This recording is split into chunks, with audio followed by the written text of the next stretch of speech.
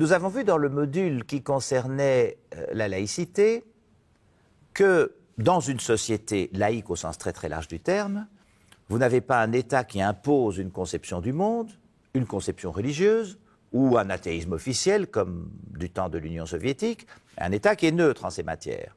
Ça veut dire quoi? Ça veut dire qu'il laisse aux individus la liberté de conscience. Donc ces individus peuvent avoir des conceptions du monde très différentes, des religions différentes, et à l'intérieur même des religions, des interprétations des religions, puisqu'ils sont libres. Ils peuvent aussi ne pas s'en préoccuper, ce qui est parfaitement leur droit. Donc il y a des tas de possibilités. Et ça ne vaut pas que pour les religions, ça vaut pour les manières de vivre, ça vaut pour les mœurs, etc., etc.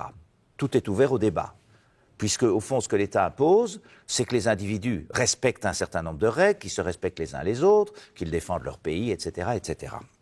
Alors ça pose un problème du point de vue de l'organisation de la société démocratique. Parce qu'une chose est de dire que vous avez des individus comme des espèces de petits groupes, hein, vous avez telle religion, telle autre, puisque c'est permis, vous en avez beaucoup. Bon. Mais comment vont-ils vivre ensemble? Est-ce qu'ils vont simplement être les uns à côté des autres? Non, bien sûr que non. Il faut qu'ils s'arrangent pour vivre en commun. S'ils vivent dans une même société, nécessairement, ils doivent régler des problèmes communs. Tout ne se règle pas à l'intérieur de leur communauté. Comment font-ils? Eh bien, en démocratie, on argumente. Puisqu'en démocratie, nous nous réunissons en assemblée, où nous élisons des représentants, où nous participons au débat public, et bon, on argumente. Qu'est-ce que c'est qu'argumenter? C'est quand vous dites « il faut faire ceci, il faut faire cela », ou « tel fait s'est passé de telle manière », vous ne dites pas ça, croyez-moi parce que je vous le dis, ou parce que je vous l'impose, ou parce que ça vient de plus haut que moi, vous donnez des raisons. Vous dites c'est parce que ceci, ça, plutôt que cela, et vous essayez de convaincre, et l'autre va répondre. Et au bout d'un petit temps, on va arriver à un certain type de résultat. Donc on échange des arguments, toujours quand on discute. Et qu'est-ce que ça veut dire échanger des arguments? C'est donner des raisons. On le dit d'ailleurs, pourquoi tu dis ça? Pourquoi aller dans ce sens-ci plutôt que dans celui-là? Je vais vous donner de bonnes raisons. Je vais vous donner des arguments. Je vais le justifier. Tout ça est synonyme ici. Eh bien, parmi les raisons que l'on donne, les arguments que l'on utilise, il y a deux types. Le premier type, c'est ce qu'on appelle des raisons, des arguments publics. Et le deuxième, ce sont des raisons, des arguments privés.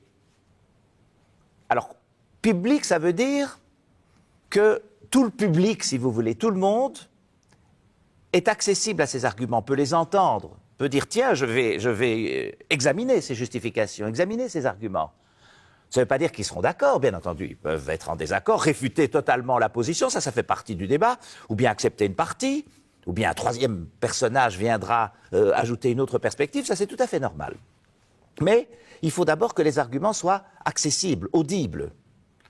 Or, il y a un deuxième type d'arguments et de raisons qu'on utilise, qui sont souvent utilisés. Ce sont ce qu'on appelle les raisons privées.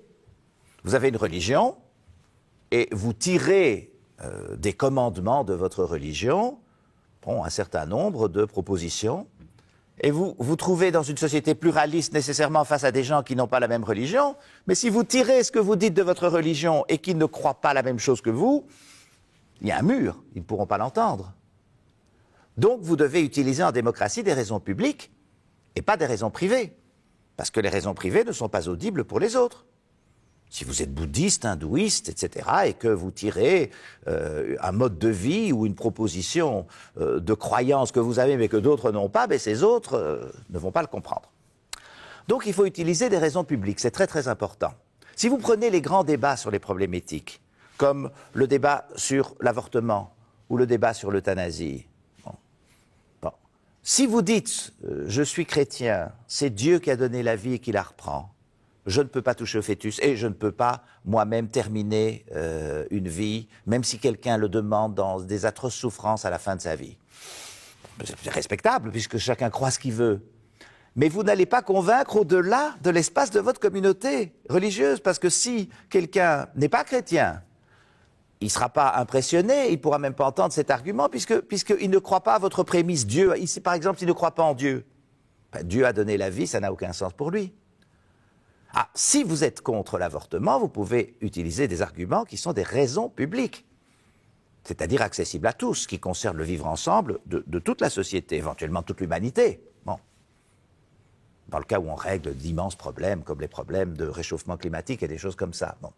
Et vous pouvez dire, dans le cadre de l'avortement ou de l'euthanasie, je trouve qu'il est absolument impossible, dans une société digne de ce nom, que l'on tue, ou que l'on tue des promesses de vie, des fœtus, ou que l'on mette fin à une vie. L'euthanasie, ça peut mener à des dérives et des choses comme ça. Ça, c'est audible par tout le monde. À partir de ce moment-là, on peut discuter, puisque chacun peut entendre l'argument. On peut répondre. D'autres peuvent dire, non, c'est vrai qu'on supprime une promesse de vie, en même temps, il faut quand même tenir compte du fait du statut des femmes, c'est quand même terrible pour les femmes de ne pas avoir la maîtrise de leur propre corps, et puis c'est mieux d'avoir des enfants désirés, et puis on risque peut-être d'avoir une surpopulation, donc pourquoi ne pas avoir moins d'enfants, mais qu'ils soient attendus et qu'ils soient bien éduqués? Il peut y avoir des arguments qui s'échangent, vous voyez, ça, ce sont des raisons publiques.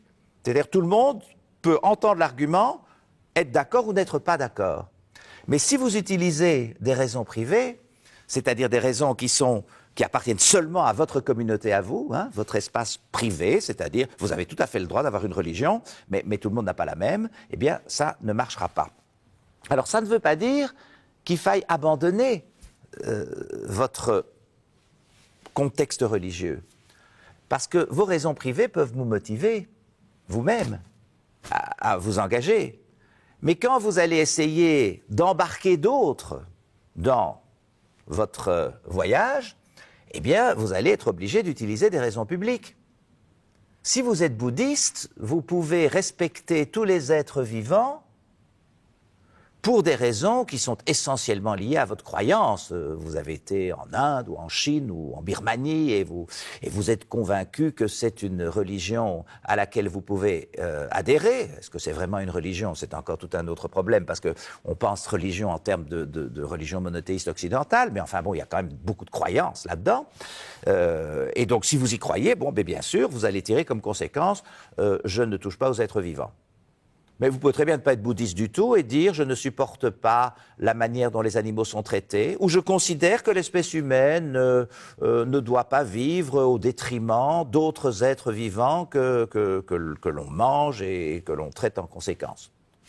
Là, vous pouvez utiliser des arguments publics. Et si vous prenez le bouddhiste, il peut être très motivé parce que ça vient de sa croyance. Mais en même temps, pour convaincre d'autres gens, il doit trouver d'autres arguments, des raisons publiques qui vont au-delà de sa communauté, sinon il ne convaincra que les membres de sa communauté. Si vous lisez la Bible et le Nouveau Testament, donc les évangiles qui racontent la vie de Jésus et toutes les actions de Jésus et les discours et ce qu'il propose et son destin tragique, etc., vous avez par exemple un passage qui s'appelle le Sermon sur la montagne, donc il est sur la montagne et il propose un certain nombre de choses. Et là, vous vous dites, c'est quand même quelque chose que peut-être, si je ne suis pas chrétien, je peux entendre. Quand il dit les premiers seront les derniers, donc les premiers sur terre, les plus puissants, etc., ils seront les derniers. Il sera plus difficile à un riche d'entrer au paradis qu'à un chameau de passer par le trou d'une aiguille. Bon, ça veut dire que ce sera quand même très très difficile. Il ne faut pas lapider la femme adultère. Jésus s'entoure d'anciennes prostituées, tous des gens qui théoriquement sont des relégués de la société.